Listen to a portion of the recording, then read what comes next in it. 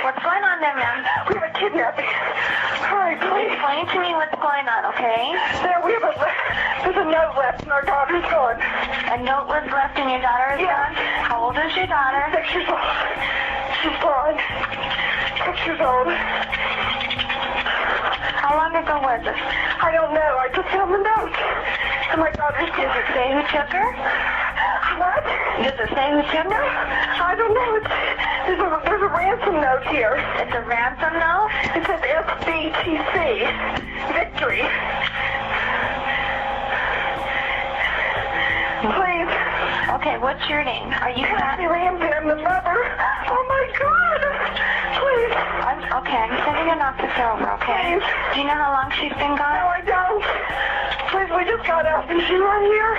Oh my God, please. Okay, well, There's somebody. I am, honey. Please. Take a deep breath, Please. okay? Hurry. Kathy.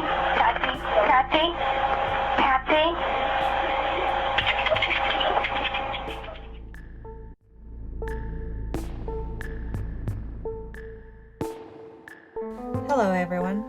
You are listening to the Crime Room podcast, a true crime podcast about how homicide detectives catch bad guys. I'm Jolene Grace. And I'm Branden. This is episode 2 of the JonBenet Ramsey murder series. If you missed the first part, head over to thecrimeroom.com to listen.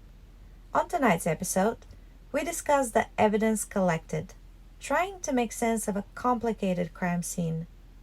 Who killed JonBenet Ramsey? Could the evidence suggest it was one of her family members? Did they have something to do with her death?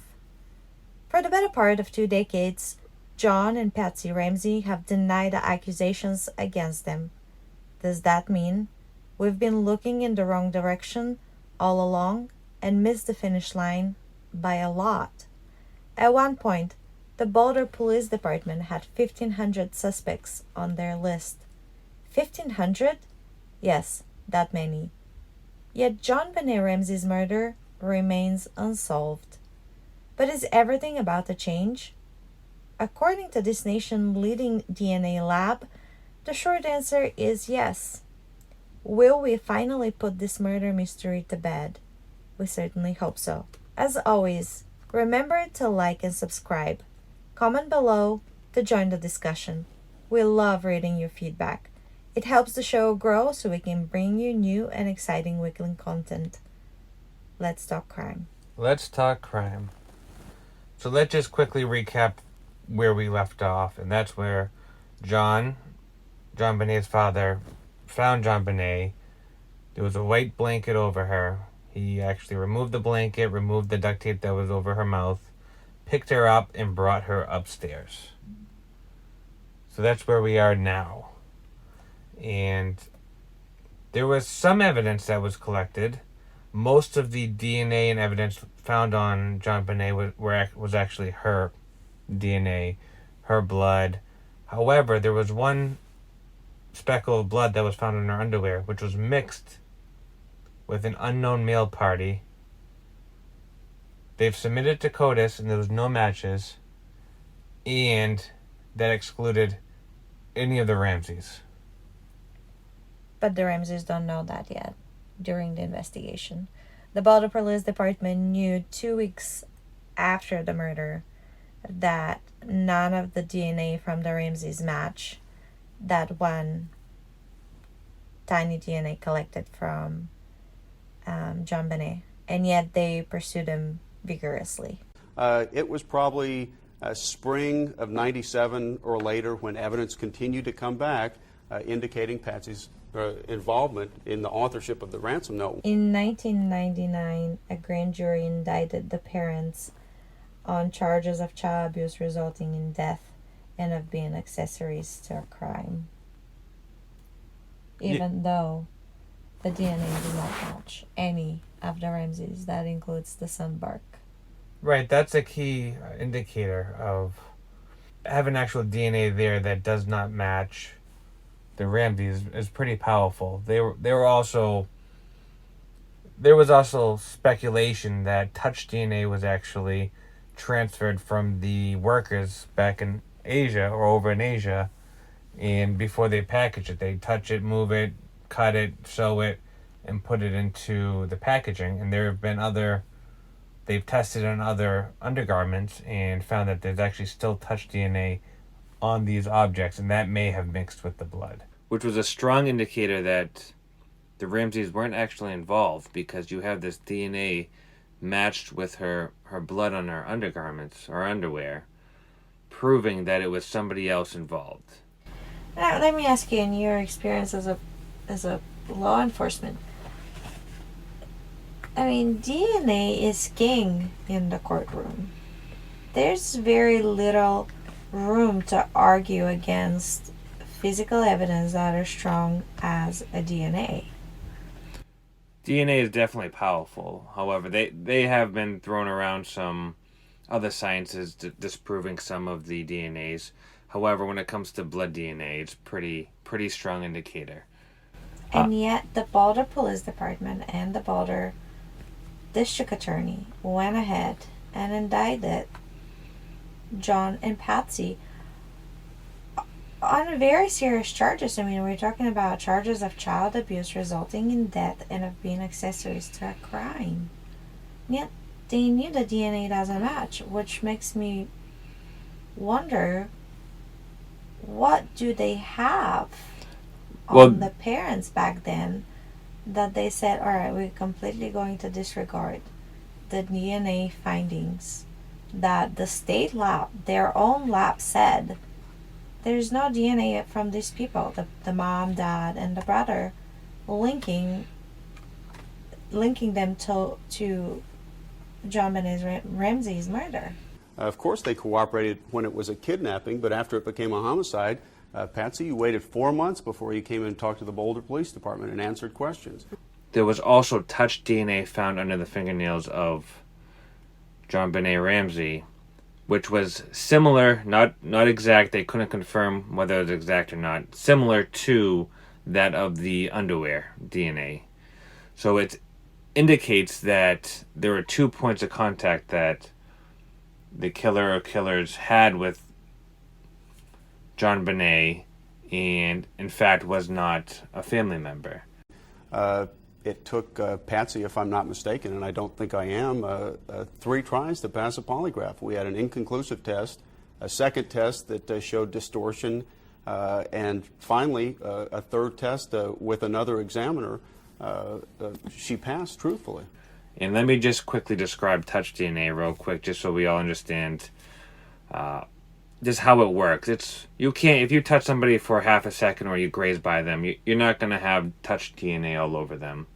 It's more a prolonged contact where your skin cells or someone's skin cells fall off and stay intact on somebody. They're really hard to find, so it would have to be there for a little bit or an extended period for it actually to transfer over in most circumstances. Which brings us to weird fact number 6. JonBenet wetted her bed at night. She had an issue with that, and one theory is that a motive for her murder was Patsy, the mom, killed her in a fit of rage for wetting her bed again. Other people point out that wetting bed is associated with a sexual assault in young children. Yeah, I have found through my training experience and various trainings I've attended, that's actually a key indicator.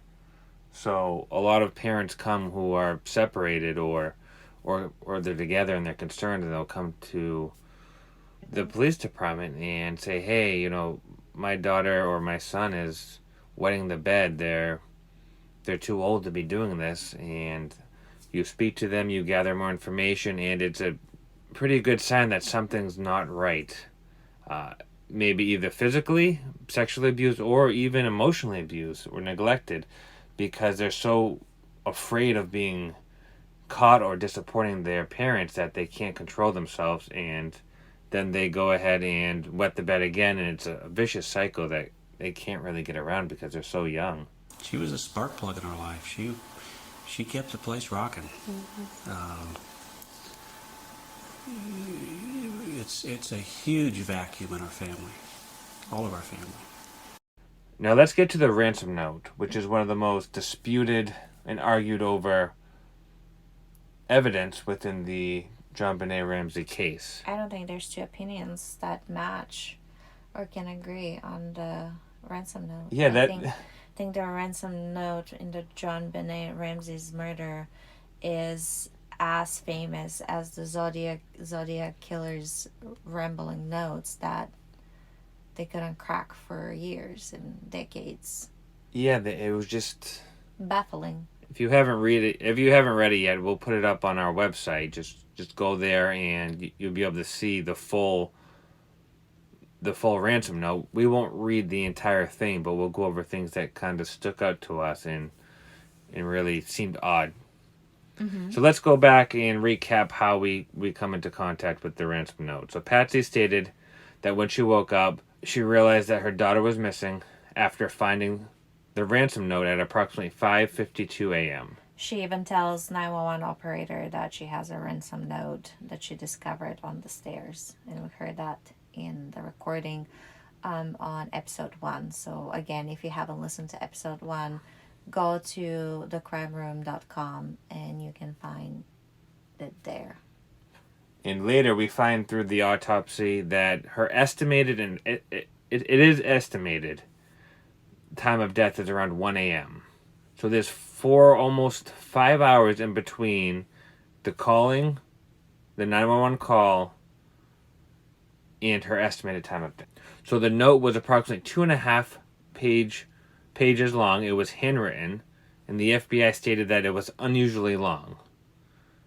It was written with a pen and a pad of paper that was from inside the Ramseys' home. It was within a drawer, taken out, the ransom note was written, and everything was put back into the drawer except for the note. Let's pause here. I do find that incredibly strange that you will plan a kidnapping, you will plan going in someone's home.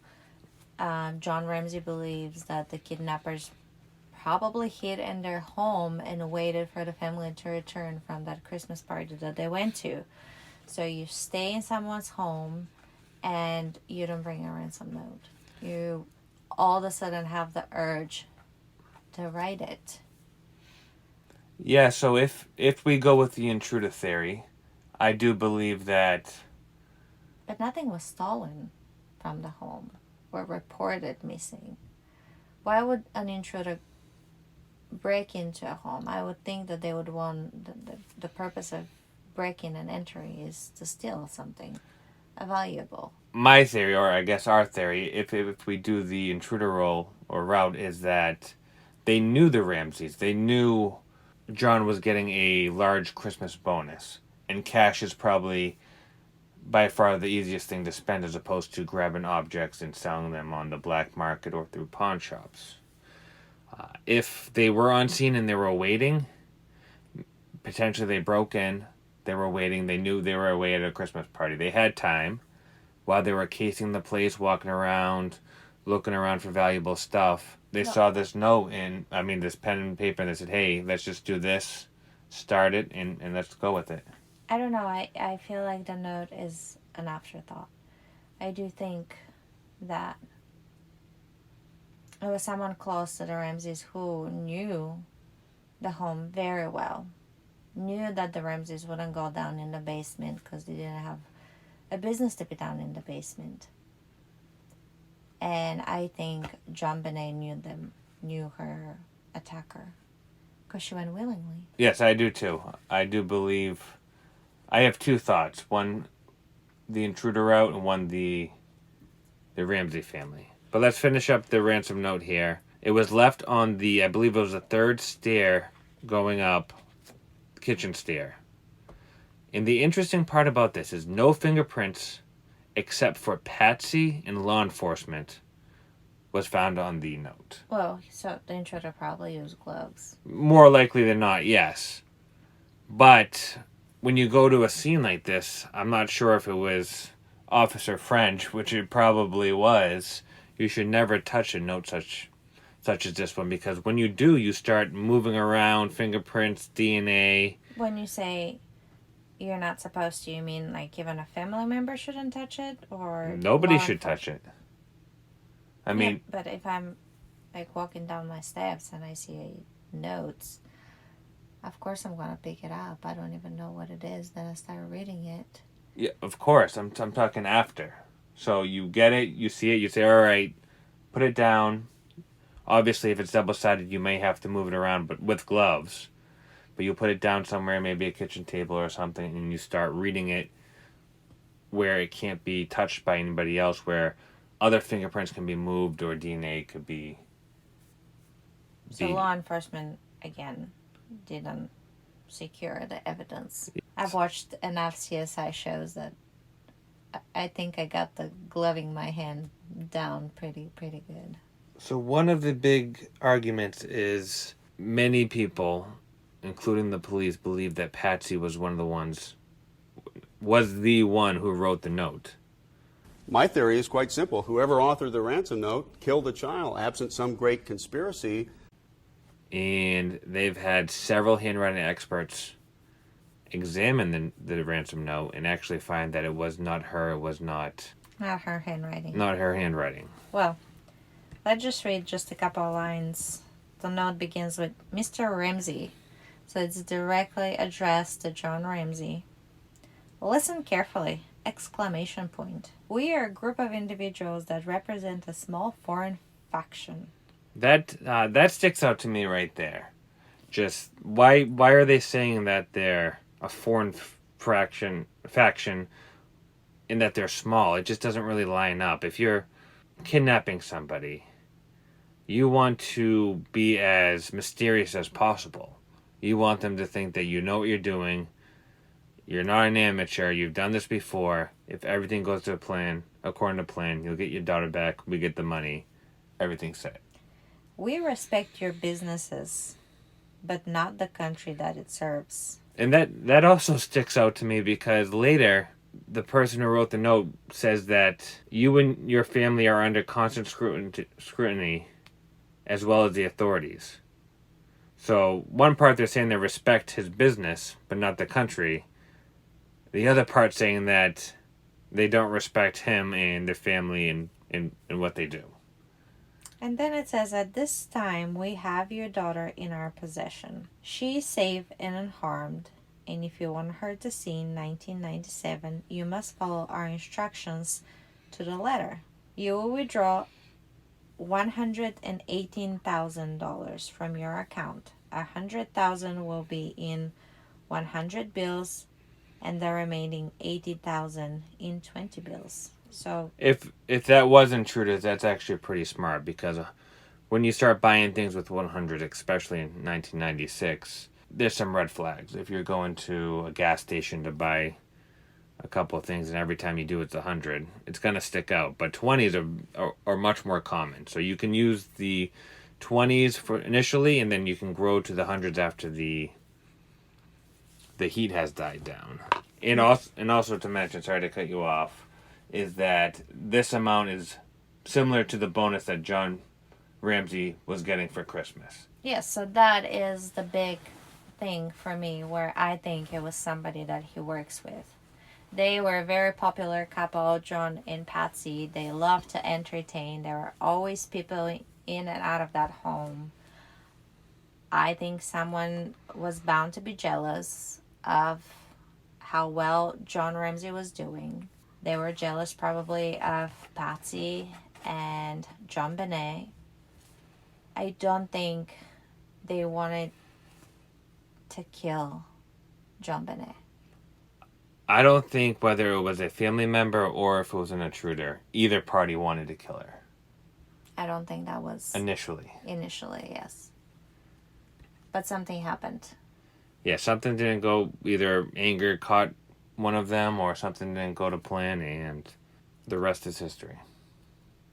Make sure that you bring an adequate size attaché to the bank. When you get home, you will put the money in a brown paper bag. I will call you between 8 and 10 a.m. tomorrow to instruct you on delivery. The delivery will be exhausting, so I advise you to be rested. That is weird. It's very strange. What's next? Make sure you eat your egg and bacon. They're trying to give direction. They're trying to define everything that they should do in an order that they want, but it's not really making sense. They're just throwing out lines that they believe would sound good. If we monitor you getting the money early, we might call you early to arrange an earlier delivery of the money and hence an earlier pickup of your daughter. I mean, It doesn't make it. this makes a really strange turn. It was weird to begin with, but now we're just in cuckoo land. Right, so if they had all their ducks in a row for this elaborate plan to get the money, they wouldn't want to set it into motion early. You know, they have, allegedly, she wakes up at 6 o'clock and sees the note. They don't even know what time she's going to get the note. And they're going to call between 8 and 10. And they're supposed to grab $118,000 in 3 hours in 1996. And if they get the money earlier, I'm not sure if they knew the Ramseys had money laying around or... This is not random. I mean, this is not a random intruder who just like went in, saw a big home. This is somebody who knew the family very well. Any deviation of my instructions will result in immediate execution of your daughter. You will also be denied her remains for proper burial. Now, they probably knew that John and Patsy were devoted religious Christians. They were very religious. So, to me, that also speaks of personal connection with the family. So everything in this ransom note so far indicates that they knew the Ramseys very well. Yes. And obviously the Ramseys know themselves very well. So this is why you can argue this note both ways, because it's either somebody that knew them or it was the Ramseys, because they of course know all the details about themselves. I've never suspected that it was anybody from the Ramseys. It's just after listening to that 911 call that Patsy makes, I just can imagine her. I mean, I'm not saying it's possible. I just can't imagine her writing this crazy note. No, I don't think it was John or Patsy. Once they test the evidence, the physical evidence, that DNA will know for sure who killed her. But I'm not prepared. I don't think there will be any surprises. And it ends with Victory CBTC, which points to being Christian. A lot of Christians. There was a couple other key... Maybe it was somebody from their congregation. Potentially. Yeah. Maybe they crossed somebody. Mm-hmm. There was a couple, two things that really stuck out, further things that stuck out to me, is it says, the two gentlemen watching over your daughter do not particularly like you, so advise you do not provoke them. And it goes back to the beginning. It says, we respect your business, but not the country that it serves. And then they go into that he is not liked. And then they get very personal. They first called him Mr. Ramsey, but towards the end, he was now John. And it wasn't to Patsy, it was to John. Everything was to John. You're not the only fat cat around, so don't think that killing will be difficult. Yeah, and he said, don't try to grow a brain, John. Don't underestimate us, John. Right, they're very personal. Use that good Southern common sense of yours. I don't know. It just reads very personal. It reads like somebody was really angry at that guy. This was not random. So overall, this ransom note appears just weird. Words were not worded correctly. Even if it was translated by a quote-unquote foreign faction, as they initially said, I don't believe it would read the way it's reading. It's almost as if whoever wrote it threw in words that did not fit purposely to make the ransom note feel off. Which brings us to weird fact number 5. The boot print has a possible connection to a Michael Helfgott. Speaking of suspects that are random, Helfgott was a junkyard worker who told people at work he expected to get a windfall of money after Christmas, probably alluding to the weird ransom note left to the Ramseys. Helfgott killed himself eventually, and his family refused to provide DNA to clear him as a suspect. Yeah, which is crazy. Can you tell us more about that booth print? The boot print? Yes. Yeah, so let's just go into Michael Helfgott. He was So the former worker was a John Kennedy. He stated there's actually a tape recording of Helgoth admitting that he killed her. He can't find it. And allegedly it still exists and has quote-unquote been overlooked by the police. So he claimed that when he was walking towards his house, Helgoth said, I wonder what it would be like to crack a human skull. He also wore high-tech boots, which were similar or the same type of boot print that was found on scene.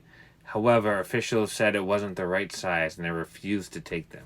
So he died of suicide in 1997. The interesting part about that is the gun found on scene that was allegedly used was found on the right side of his body, but the bullet went left to right. Okay, so he was probably killed and staged as a suicide. Allegedly, his boss stated that he came into work one day complaining that he couldn't find his flashlight. And there have been some further speculations that flashlight that was located in the crime scene photos was actually his. Weird fact number 4. John and Patsy weren't told about the DNA and that they were cleared by DNA until the 2000s. And prosecutors wrote him an apology note. There were still some high-level law enforcement officers who were very upset with that apology, claiming that the DA was wrong and that they shouldn't have done that. They do believe, many of them who were on the case do believe that it was the Ramseys. And that may have forced them or set a bias upon them to focus only on the Ramseys. Well, let's discuss tunnel vision when we talk about investigative and police work. It is something that happens. It happens a lot. Tell us the pitfalls of tunnel vision and how it happens. So the problem with tunnel vision is essentially you go to a scene, you have a case, you have evidence, and it may be circumstantial evidence, it may not be hard evidence, but it's pointing towards one person or one individual. So you always want to interview and talk to witnesses as soon as possible, especially suspects. So therefore, you're focusing on this one person, and after you interview them and talk to them and get all the details, you find out, hey, it wasn't them.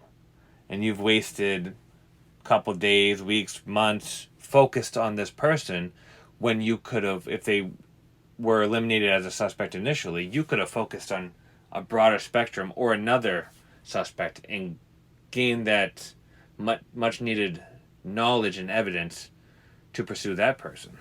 But like we said in the beginning of the episode, the Boulder Police Department had at some point 1,500 suspects on their list, and yet they continue to suspect John and Patsy Ramsey had something to do with it. Well, 1,500 is way too much. I mean, they shouldn't even throw that out there. 1,500 people knew them or somehow could have been involved. That's just absurd. So let's go over the two main theories. The theory of a family member killing JonBenet and a theory of the intruder or intruders. You can always go to the comment section below and tell us your theory. Who do you think killed JonBenet Ramsey? So let's first start with the family member. So the FBI believes there's a 12-1 odds it was a family member or caregiver involved in her death. 12-1? Yes. How did they get to that number? So there was no signs of forced entry, although there were 2 doors allegedly ajar, which were... According to Patsy. Yeah, which were according to Patsy. So the estimated time of death was 1 a.m. She did not call the police until 5:52 a.m. So there was almost 5 hours in between to figure out what to do, if they were involved. The ransom note could be considered evidence of staging because it was just so off and people, especially investigators on scene, believed Patsy was involved. The Ramseys were not cooperative. They were very reluctant to deal with the investigators, and they demanded to view evidence before conducting interviews. However, in the meantime, they were given various interviews, televised interviews, to everybody else. The 911 operator who spoke with Patsy stated that the call seemed rehearsed. You and I discussed that and believe that it did Episode 1. Yeah, in episode 1 that it did not appear to be rehearsed. The only thing that really stuck out to me is that she hung up early, and then she claims that after she hung up with the police who are asking her to give her more information, she claims to have called friends and family to come over. Her support system to have people around her. I feel, again, just to go back into episode 1, I feel very strongly about that being strange because the ransom note says if you get the police involved, your daughter's going to die. And she's calling the police, she's calling her friends and family to come over. She's not getting any further direction from law enforcement. There was pineapple and milk, which is Burke's favorite, or allegedly pineapple and milk in her stomach contents during the autopsy. And that's a running theory that Burke may have struck her and the parents attempted to cover it up. So, week before she was allegedly struck, he struck her with a golf club. He being Burke. Burke, yes. 3 days before, someone called 911, but they hung up. So this is a week ago, she was struck in the head. 3 days before, someone called 911, but hung up. As you heard, and I believe it was fact number 1, her vagina was twice the size, which is indicative of a sexual assault victim. So she may have been a victim or been sexually abused.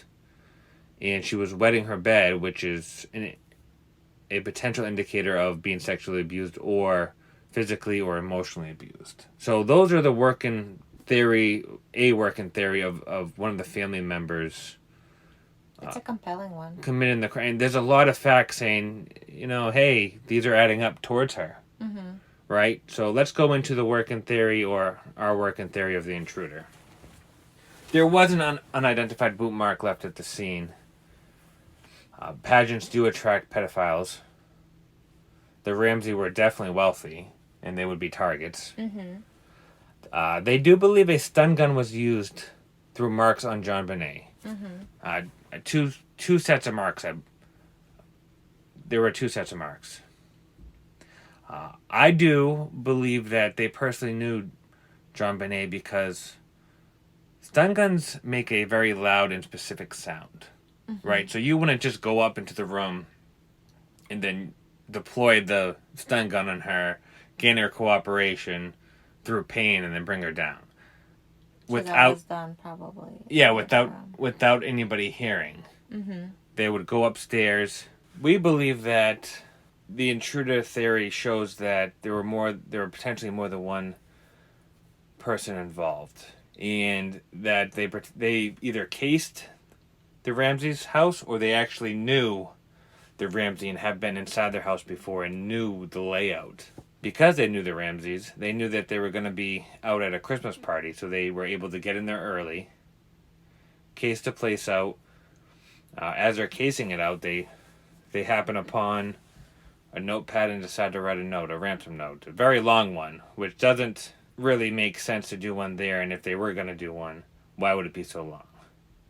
But either way, the working intruder theory shows that maybe they wrote it while they were there. There was a couple indicators inside the ransom note, such as, the 2 gentlemen watching over your daughter do not particularly like you, meaning that they know John personally, as well as you and your family are under constant scrutiny, as well as the authorities, with the money matching his bonus. Which brings us to weird fact number 3. As we stated earlier, John Ramsey was the one who discovered the dead body of his daughter.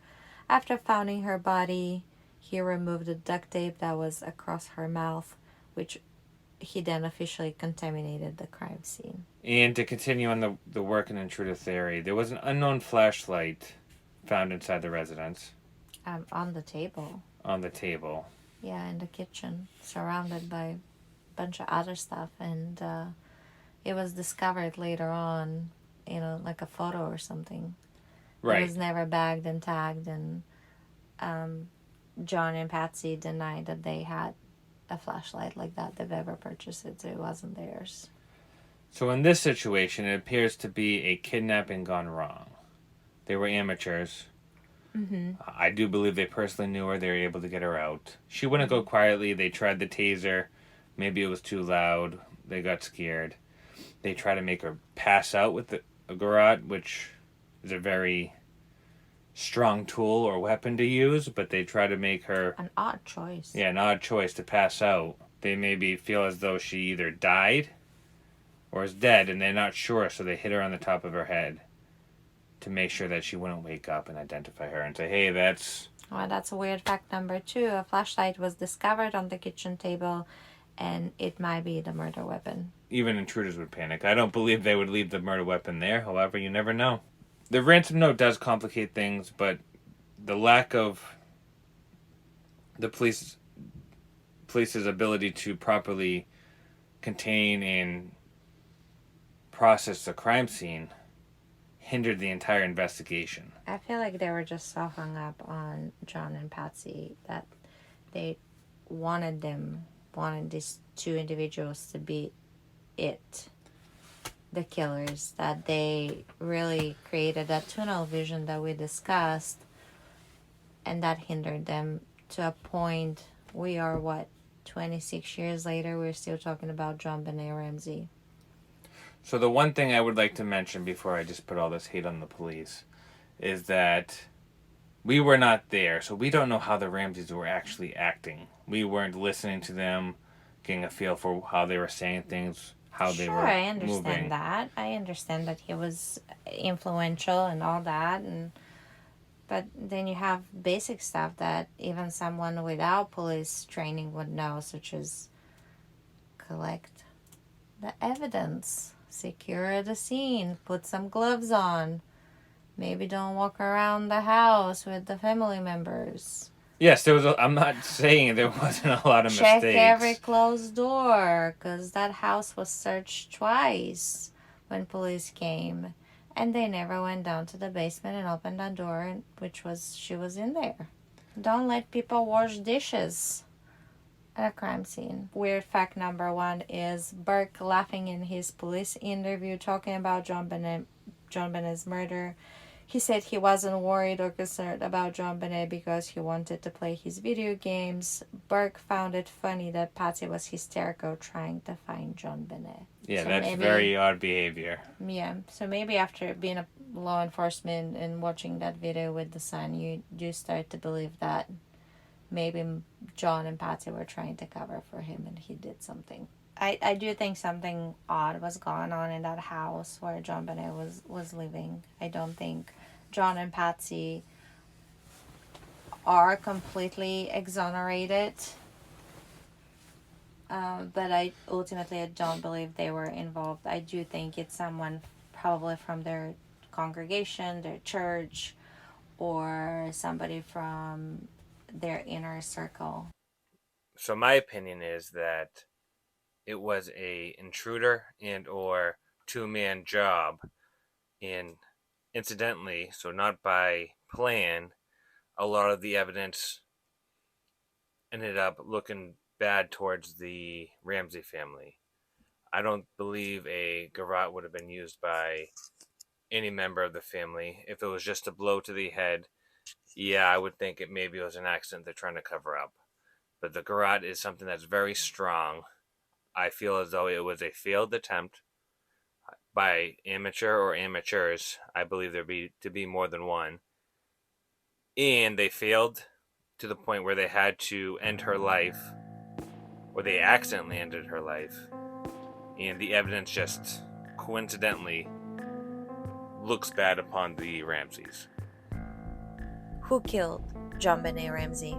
The child beauty queen who loved to laugh and go to the zoo. A family member, an intruder, someone with an axe to grind with John Ramsey. Another year goes by and still no answer. The case remains as cold as the winter Colorado nights. Visit thecrimeroom.com to share your thoughts on the JonBenet Ramsey case with us. Don't forget to like and subscribe. It helps our show grow so we can continue to bring you new content. Thanks for listening to the Crime Room podcast. Till the next time.